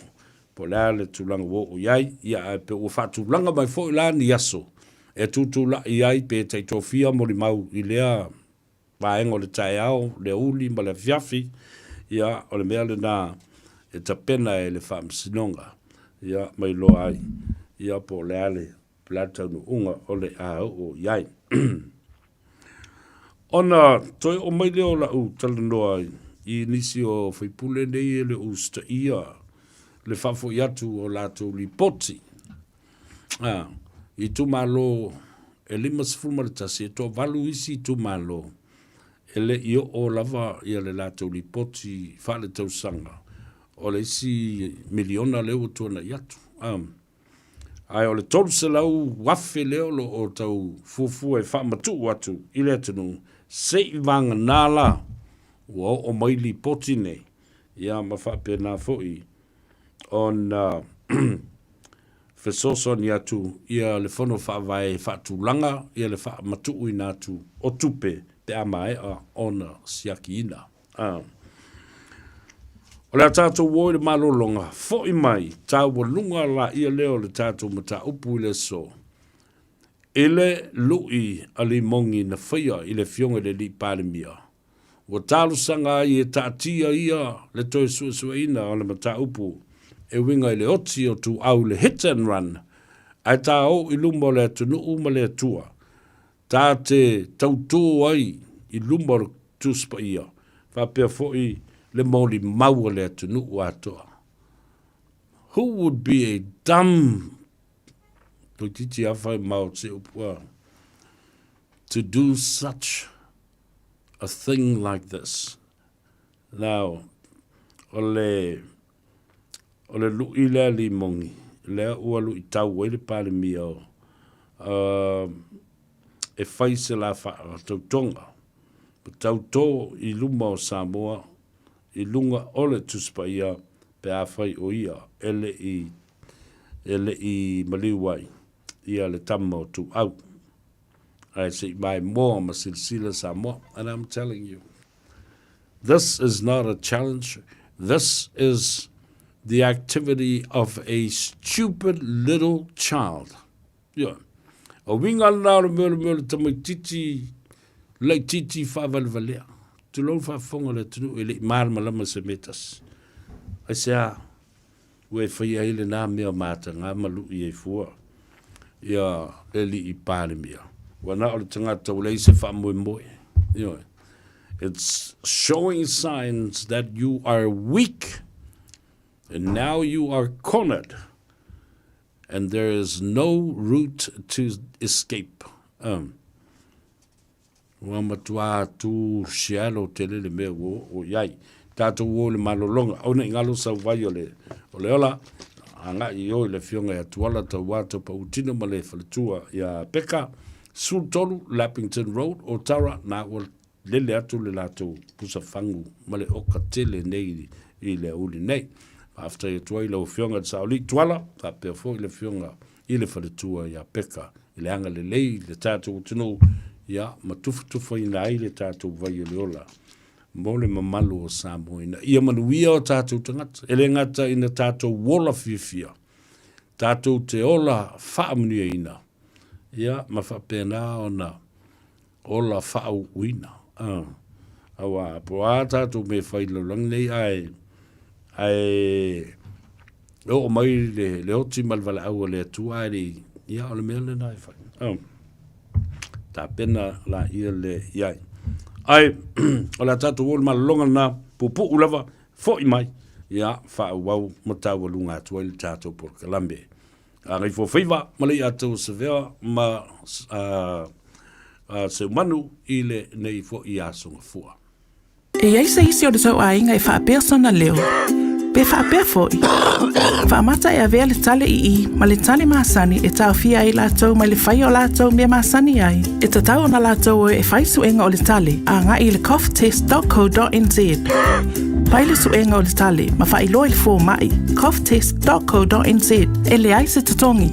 Whala au talawai e iai tūlanga la matia ma tūlanga le lei o whala au. GlaxoSmithKline, New Zealand Limited, Auckland.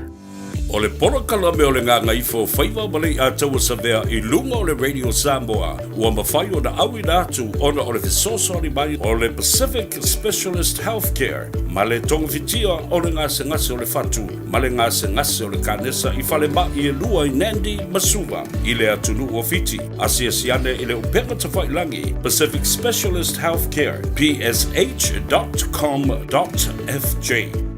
Ua mawhai o na aura tula polo kalame le leimo o ia so taitasi o na o le langolango malo si le whale maliu a se alo le atunuu o ese tātupu Funeral Directors I Manukau City. O kalame le maoe, talo whalau. E to o tau te lau le pasese o le Airgina na matu tu o Brisbane. I le aso luas fumale fitu Januari, lua o lua tolu. I le tasi le au li whamua moe tau nuu I au kilani. I le fitu I le afiafi. Uma le lua I tūla. O le mātou whainga malanga I lunga le vaina mini mo. Wa mātou ona tu I lalo I ala vaa. wala talasai au kilani. Wa mato vai atu. E pei halu solo muli le balele. Na umi lava o na whata milo ia le balele lunga o le ea. Wa te ama mau le taimi sa ta tau o na tau nuai I au kilani. Ai wala o mai loa le kapteni. Ua le mawhai o na matutu lau e le. Ona ua lolo vaia atoa ia au kilani. Ona o le tonu o le tau, o le anga le tau. Le mātou te taa milo. O whātai tale pe mawhai, ona tū lau ele le ba. Pele ai. I o le taimi lea. Ia o sui ai la ngona. Wa ai atu. O iai le popo lenga le to tele o tangata. Ia ua a fia tuai mo fo ima. Ma unei.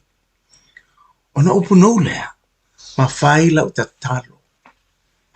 O upu muli la o lau ta talo. Lau whapea. Lea tuai. Wai ea. Wana o se au na ea. Talo whai. Si o tō luama si ap whanau. Ai o whalongo atu whapea le. Whamatalanga. Ale to ina pālangi sa mana nofu whatasi. I lungo le. Mato whainga malanga. This time you need a friend in high places. Na te ilawa. Ua o pese loa. I am a friend of God. O a ua le woa le tua. Ia kopo lua wha ipo lua sumale toru. Whai mai na wha tua Abrahamo I le tua. Ona ta ua ilo o ia. O le woa le tua. Ia uinga o le talina o lau te talo. Na o pese ai lava lea.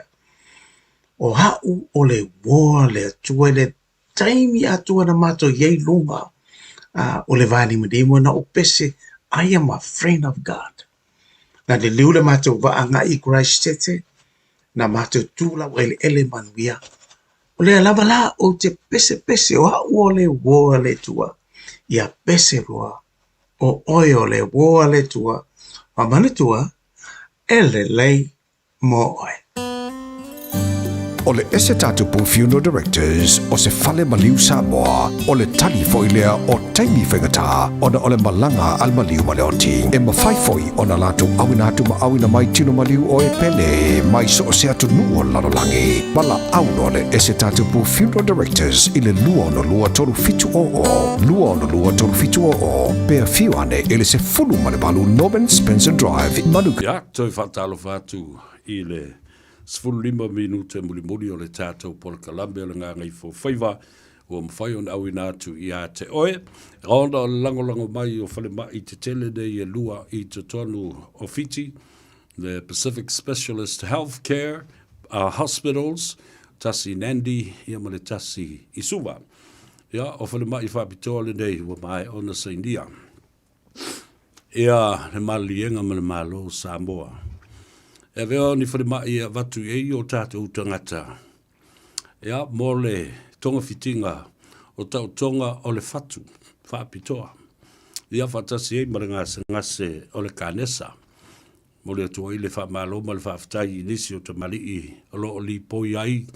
Ia le pulenga anei whare mai e peo nei ai le sunga ia. Dr. Bhavesh Kumar.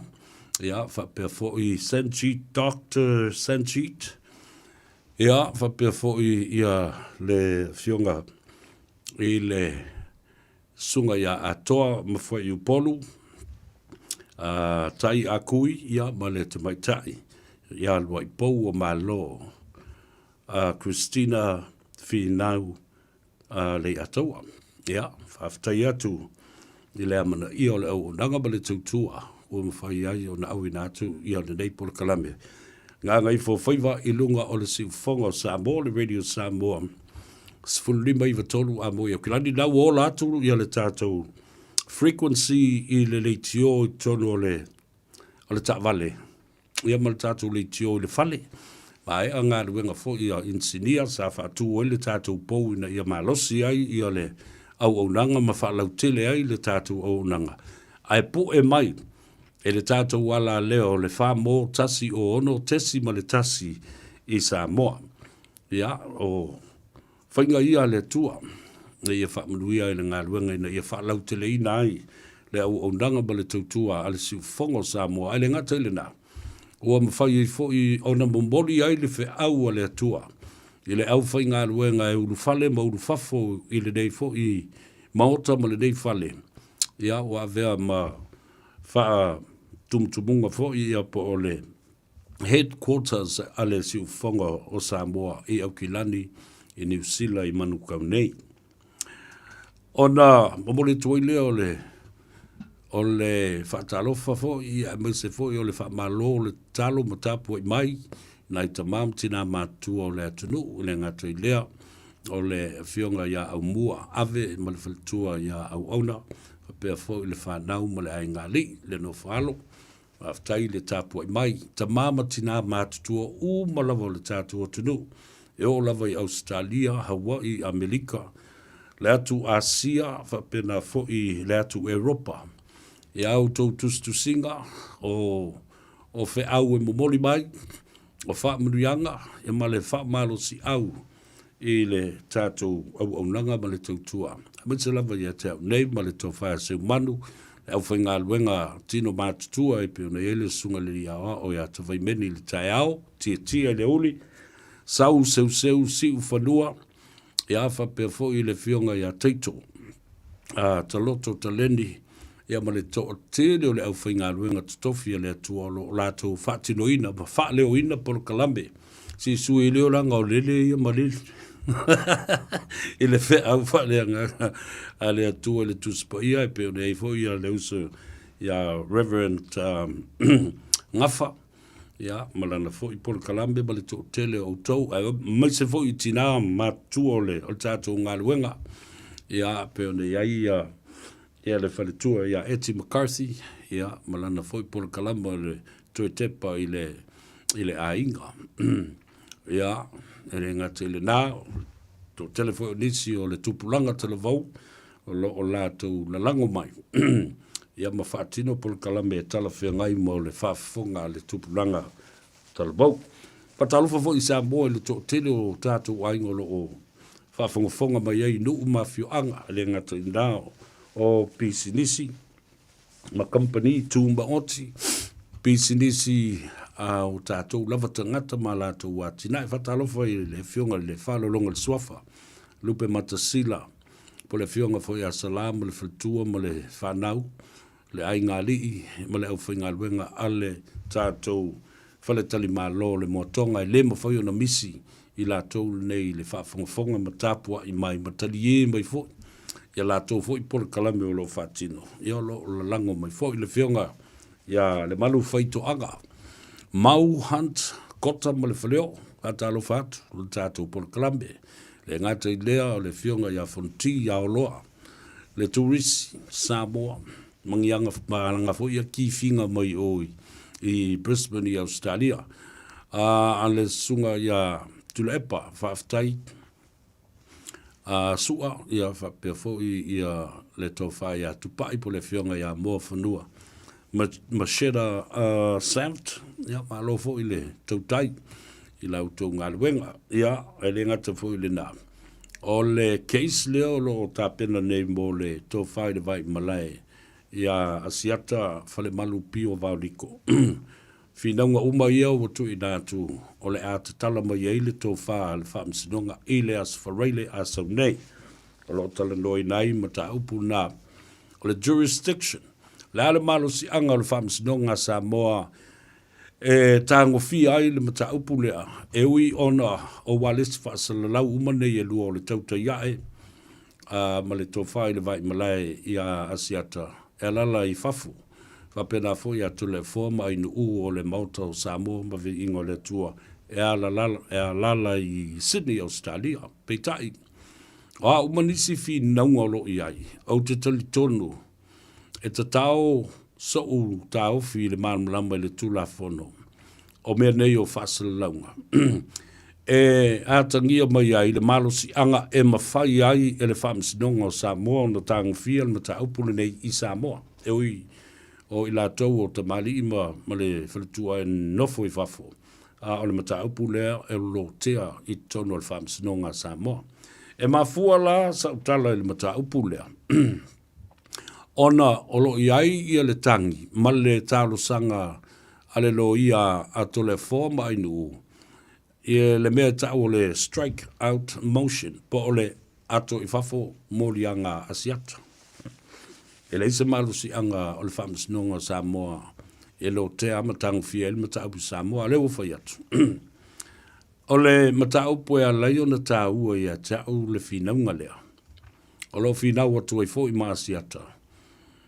Mai, o te langolango ino le whinaunga lea, I le tūlanga e mo I o lo nonofo I fafo a Faiva solia ai le tūlafono o le character assassination, ia po le fasiotia o le tamari anga o stangata.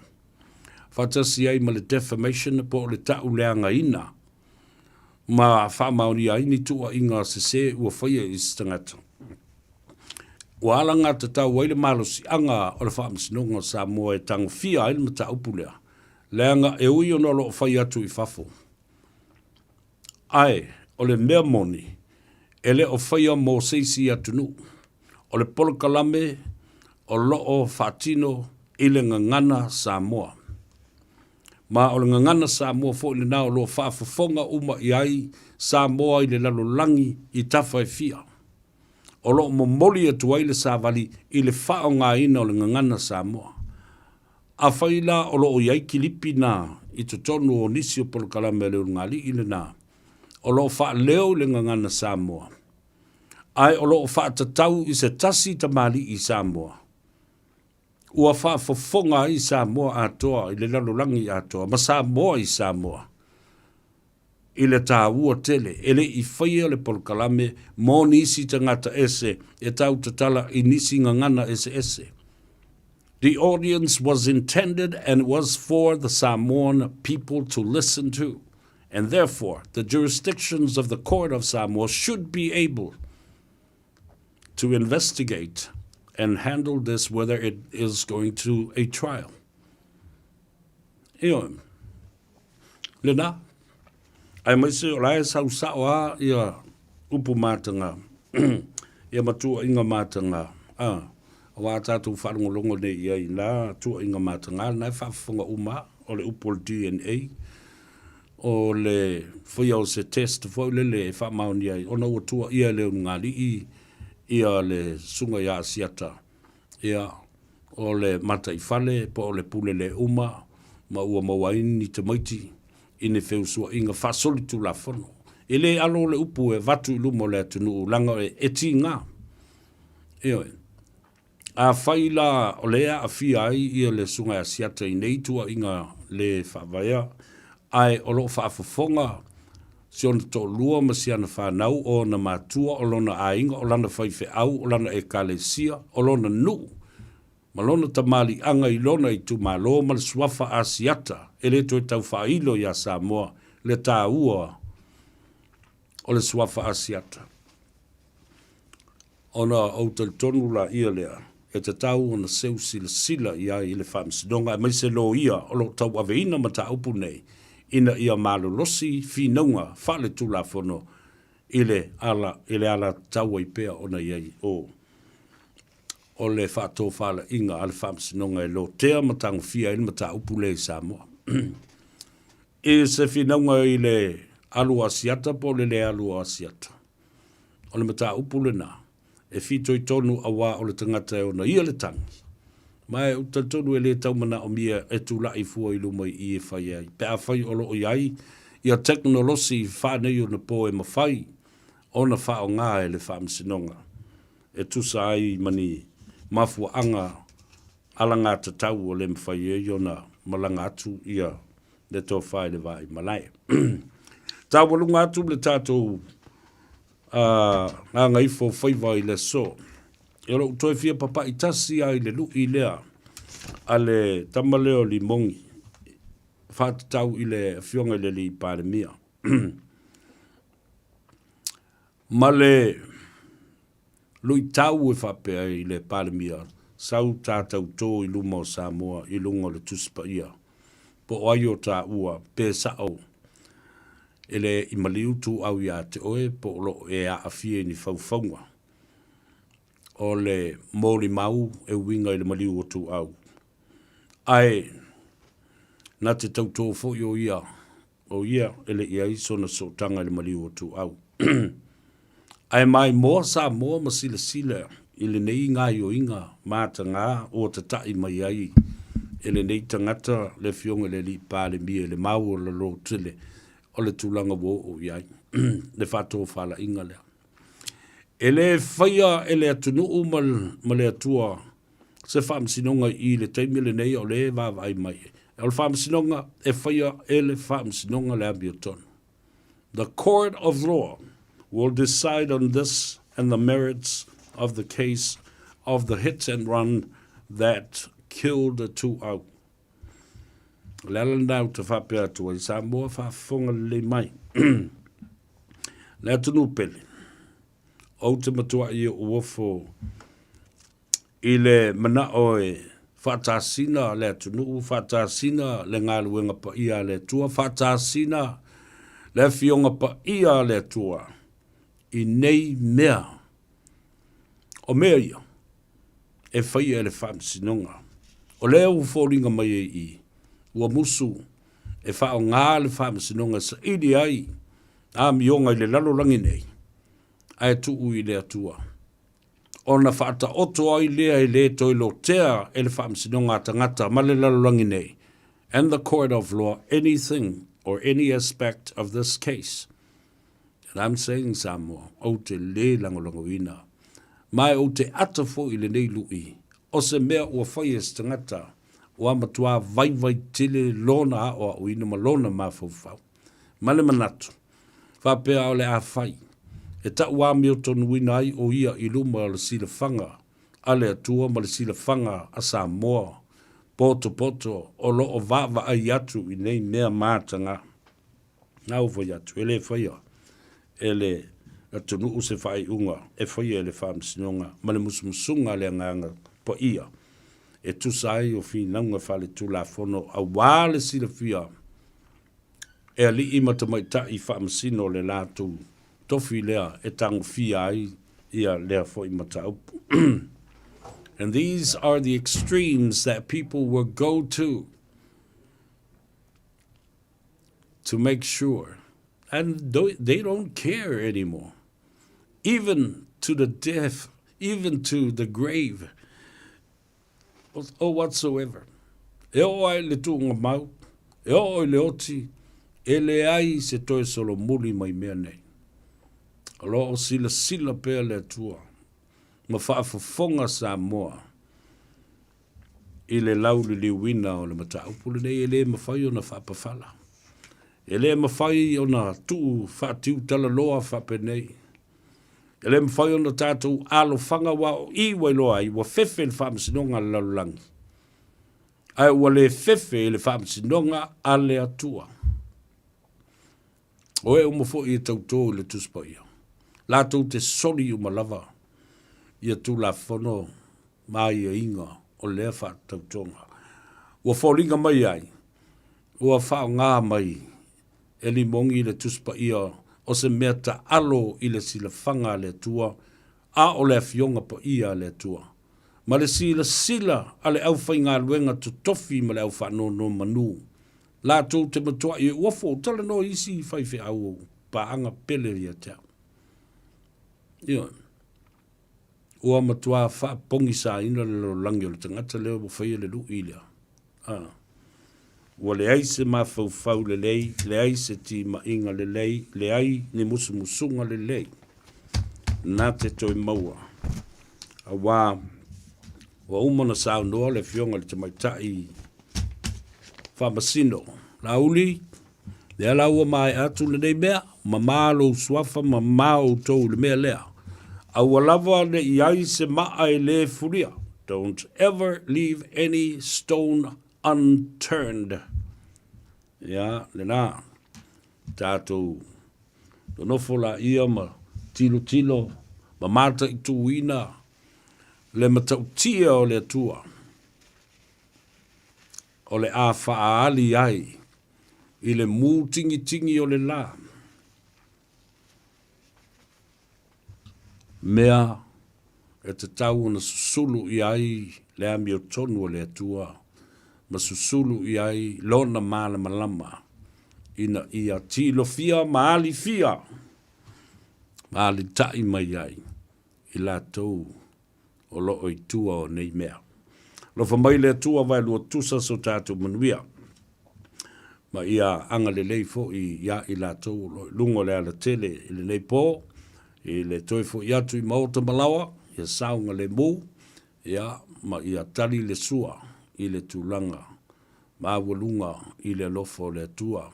Ngā se senga fo ia i lātou o lo fito i tonu i ai lea fo i mata upu whaaloto i fale, tā penanga o ainga, osi ngā taulanga, ia masa i whata oto tō whanga o le fiafi, ala whai le lofa maleanga le lei o le tua. Fōlinga ilo tātou tapa au, ma whafo i ai mo momori la palapa o malo, ma tā pena mō ngā ruenga o le asfau a tai au. Tiuta ma Faiva o Samoa o loo whaia le sifi pō le nei pō, ma tō talo whoi.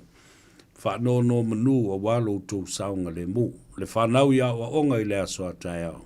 Ia malutia fo ilo lātou soifua. Ia, ai maise, le au whainga luenga tutofi le atua i whata whaitaulanga i fia. Ia, usu ngā whono o loo whengai maisi e kālesia. Ia, ai le ngata le nā, o le tāpua inga mana, anai ta mā matina mā tutua. Hans Webster from Perth, Western Australia, ta alofa ta mā, pa pena fo ia te oe male ainga ai maise le tō tele o isi foi o tātou bō ma pa anga tō tino. Whatalo fatu ia mus male faso i Malaysia. O le uso ia Sam male fala Samoa e fafola mai i nā i Victoria i Melbourne. Ia whapea fo i ia tuile epa. Male TV Samoa i San Diego. Ia mauto umalava. O lo la lango le uso ya manatu le lei ya fa pe fo i na isi fo i uso lo latu fa tino le ngaluenga ya ma lango i le malo abatu le fa malo mal fa te le lava sa mai tawina i le lava yaso ma le neiva yaso le anga iane o ainga o le fa tutua i le tua sa mo watasi i latu ta penanga mo malanga i Samoa. Ia whapena fo i manuia o i tū malo. Mori atu ai le whamalo ma le whaftai o tātou ainga ma so tanga lava nao lo tautu aima lango le whainga malo le whatutua le tūsa mo utasi o tau i Brisbane i Australia, o tau i Melbourne, o tau i Sydney. Ia, mai lātou o lo o whaia pēr lātou whawhiwhianga ma lātou sairi ngā seleni le nei vai tau. Le whale lua o Samatau, ma fale la tai pa ia fasino a wā le a fio a le ainga tau a ana ma le lātou tama pa pēr fō i ngalu e whā ma le tula o salongo ma le malu i a te oi fale la tai ai a le pa ia i le whale whā o le usonga whale whā le usoli i ma le ngafa pa pēr a fio me ma le tamaitai ia ai maise fō i le fio o lau fionga i le maupu o le tui a ana ai i ia ma le mamalu le saufa inga ia te oe leo le muenga. Whafte iatu le wala ulia whapitoa i le nāsto na i watua na iatu. Ia, ai maise fo i loutou wha, moe loutou wha le lua. Whaftai, mo le wala ulia whapitoa. Whaftai lau fionga le te whono. O le whono whawai, po le whono whauwhautua Samoa. I au ki landi nei le vai tele o tātou. Whainu ai, ma tātou wasuvai ai, ma tātou nuti mea whatasi ai. Nei se mea whapolikiki o iei nā. E ai si au pua ana e loto leanga ma lote e fua le whono whauwhautu a Samoa i au ki lani New Zealand. O e whain kou whongo. Io e, nei se mea tau te isi wisu mai e fua i ngā ruenga o loo whatino. Ma o loo la lango mai fua i ai le ma loo whapea fo i le official consula. Ma lona au waa i au ki lani nei. Ai bai se la tangati tala no so o mai le whono whaavai a Samoa i au ki lani nei. Tangata nei. Eling Samoa. Meo kamaki kafa whao vale le ini tautua le ini me whaia mō le atunu. E o ala tau o su e ala tau mea fia whiolai. I ala mea whala nai e. O ane lola i alea fia whiolai tupe a tangata. Ia ma ua fiu tangata e toi whaatalitali mai a lātou se leni ona o lātou ngā ruenga o pepa no wha mau ma mea whapena o visa mea whapena whai. Ya le tu te le tau fai atu I ngō tangata nei. Ya le nā. Ya, manuia tele lo tātou tuno, manuia fōi le sunga ya sau seu si whanua ma lau tō maftanga mauso na whina ngalo le atou sa vele nei. O tala nai winga I o tātou tangata I le nei asunga fua. Those are the stories about our people this Monday. Manuia fōi la tau lo ilunga le apia fōringa, ia whapea fōi le tātou YouTube channel. Ya, manuia fōi le tōwhaia seu manu soifua mo ia manuia whelua I le aso tai au.